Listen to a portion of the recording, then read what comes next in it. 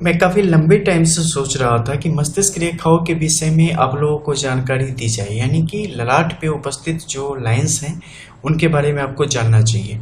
Because अगर आपके पास कुंडली की नॉलेज नहीं है, अगर आप हस्तरेखा से चीज़ों को सही तरीके से आकलन नहीं कर रहे हो, तो आप अपने मस्तिष्क से इन चीज़ों को बहुत ही बारीक तरीके से और बहुत ही स्पष्ट रूप से जान सकते हैं।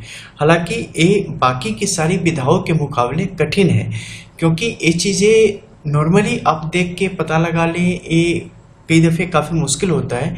इसके लिए आपके अंदर साधना की आवश्यकता होती है, आपके अंदर प्रेरणा की आवश्यकता होती है, ताकि वो चीज़ों को सही तरीके से आपके समक्ष रख पाए। नहीं तो सेम रेखा आपको अलग अलग रेखा के रूप में यहाँ पर नजर आएगी और उसके प्रभाव आप किसी भी तरीके से नहीं जान पाएंगे। तो इसके लिए आपके अंदर विशेष प्रकार की ऊर्जा का होना आवश्यक हो जाता है, ताकि ललाट की सारी परिस्थितियों को आप समय से समझ सके। हर क्षण इसकी चमक बदलती है, हर क्षण इसका प्रभाव बदलता है, हर क्षण इसकी जो महीन रेखाएं हैं वो अपनी गति बदलती होती है। इसलिए जब इन चीज़ों का आकलन किया जाता है तो उस समय काफ़ी सावधानी बरतनी चाहिए। और निश्चित तौर पे एपिसोड लंबी जाएगी, तो आई थिंक कि कम से कम 3 से 4 वीडियोज में जाके कंप्लीट होगी। तो इस वीडियो में मैं आपको बताने वाला हूँ कि यहाँ पे रेखाओं की स्थिति कैसे कैसे होती है और कैसे इसके बारे में आप समझ सकते हैं।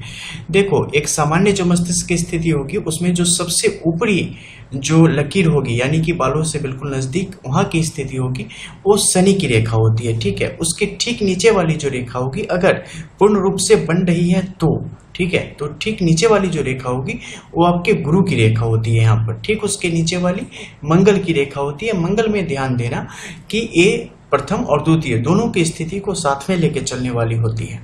एंड इसके बाद जो नीचे की रेखा होती है वो है आपके शुक्र की रेखा और नीचे की तरफ बुध की रेखा। इसके अलावा स्त्री हो या पुरुष, उसके बाएं भाग की तरफ आपके लिए चंद्र की स्थिति, चंद्र की रेखा, और आपके दाहिने आईब्रोज के ऊपर सूर्य की रेखा ये विद्यमान होती है। ऐसे करके जो 7 मुख्य ग्रह हैं वो यहाँ पे विद्यमान होते हैं। छाया ग्रह यानी कि राहु केतु की कोई भी उपस्थिति यहाँ पे नहीं होती। इन सबके साथ ही विष्णु तिलक जो कि सर्वश्रेष्ठ है, उसकी परिस्थिति भी बहुत सारे लोगों के मस्तक पर यहाँ पे नाकों के ऊपर ऐसी स्थिति में बीच ठीक इस गोलक में बन जाती है जहाँ पे परमात्मा का वास है, शक्ति का वास है। तो इनका एक अलग ही प्रभाव होता है। अब ये रेखाएं पूर्ण रूप से हैं, लालिमा युक्त हैं, सही तरीके से हैं, तो इसका क्या प्रभाव है।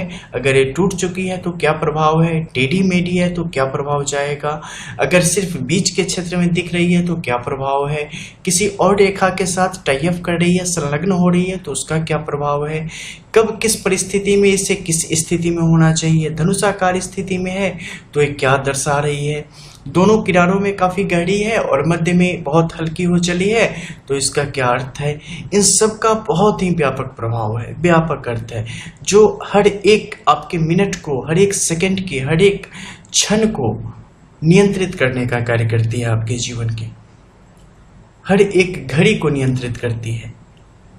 तो इसके द्वारा आप चीज़ों को बेहतर रूप से जान सकते हैं कि हाँ, जैसे मैंने बताया शनि की रेखा है तो ये आपके जीवन के किस पहलू को नियंत्रित करने वाली है, दूसरे गुरु की है तो आपके जीवन के किस पहलू को नियंत्रित करने वाली है। ठीक है, इसी तरीके से मंगल, शुक्र, बुध और चंद्र और सूर्य की स्थिति के अनुरूप आपके जीवन में उसी प्रकार के फल फलाफल प्राप्त होते हैं।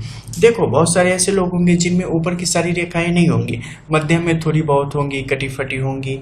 ठीक है, लेकिन चंद्र और सूर्य ये दोनों होना यहाँ पे काफ़ी इंपॉर्टेंट है। और जब अपने आईब्रोज आप ऊपर करेंगे तो यहाँ पे स्पष्ट तौर पे आपके लिए बनेंगे और इनकी बेहतरीन परिस्थिति होना अत्यंत आवश्यक है, क्योंकि उसी के अनुरूप आपका जीवन सही तरीके से फ्लो में आगे की तरफ बढ़ पाता है। अगर इसमें कहीं से त्रुटि आ जाती है तो उसी प्रकार से त्रुटि की स्थिति जीवन में भी पैदा हो जाती है। लेकिन साथ ही अगर विष्णु तिलक यहाँ पे स्पष्ट तौर पे इस गोलक में बना हुआ है तो ये आपको एक विशेष प्रकार की ऊर्जा से नवाजता है, जिसका फायदा आपको जीवन पर्यटन मिलता होता है। और इसके जो आज के इस एपिसोड में बस इसी के बारे में चर्चा कर लूँ कि आपको जो जीवन में मिलता है ना वो अतुलनीय होता है, चाहे आप कितने भी बड़े पापी हो न जाओ क्यों भविष्य में, लेकिन आपके ऊपर एक विशेष आशीर्वाद होता है जिस कारण जन्म से लेकर मृत्यु तक आपका जीवन काफ़ी रोमांचकारी होता है और मृत्यु भी एक झटके में हो जाती है, जिस कारण जीवन के बहुत सारे कष्ट वगैरह से व्यक्ति बच जाते हैं।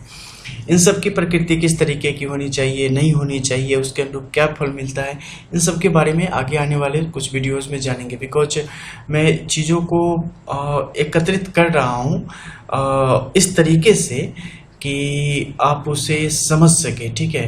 बिकॉज मैं तो देख लूँ, मैं तो सारी चीज़ें बता दूँ, लेकिन सिर्फ वीडियो देख के और मेरे बताने से आप के अंदर वो चीज़ आ जाएंगी तो खैर किसी भी तरीके से पॉसिबल नहीं है, लेकिन नॉर्मली भी आप समझ सके इसके लिए भी मुझे काफ़ी ज़्यादा मतलब आइडियाज़ का संकलन करना पड़ रहा है, यानी चीज़ों को मिला के फिर मैं सोच रहा हूँ कि कैसे बताऊँ आसान शब्दों में कि आप ज़्यादा से ज़्यादा समझ सकें, ठीक है। इसी चक्कर में लगा हुआ हूँ, देखो वो शब्द सब ढूंढ रहा हूँ आसान, ताकि जो आपको बेहतर रूप से इसके बारे में समझा सके, ठीक है। तो चलो नेक्स्ट वीडियो का इंतजार करते हैं, मिलते हैं, तब तक के लिए जय श्री राधे।